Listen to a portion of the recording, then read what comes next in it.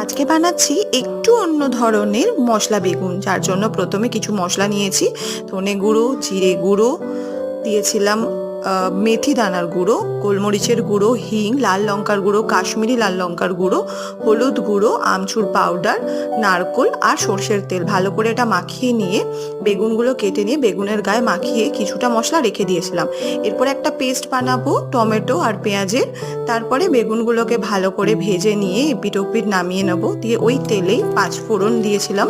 ফোড়ন দেওয়ার পরে যে আমাদের টমেটো আর পেঁয়াজের পেস্টটা ছিল সেটা দিয়ে নাড়াচাড়া করে এর মধ্যে অ্যাড করেছি আদা আর রসুনের বাটা। তারপর এটাকে ভালো করে নাড়িয়ে লাল লঙ্কার গুঁড়ো দিয়েছিলাম, আর যে ওই নারকোলের যে মশলাটা ছিল ওটা দিয়ে দিয়েছি। এরপর হলুদ গুঁড়ো, নুন দিয়ে ভালো করে নাড়িয়ে চাড়িয়ে সামান্য জল, ধনে পাতা দিয়ে আরেকবার নাড়িয়ে চাড়িয়ে নিয়ে জল দিয়ে ঢাকা দিয়ে দিয়েছি। ফুটে এলে এর মধ্যে দিয়েছিলাম কাসুরি মেথি, বেগুন একটু উল্টে পাল্টে নিয়ে নিলেই তৈরি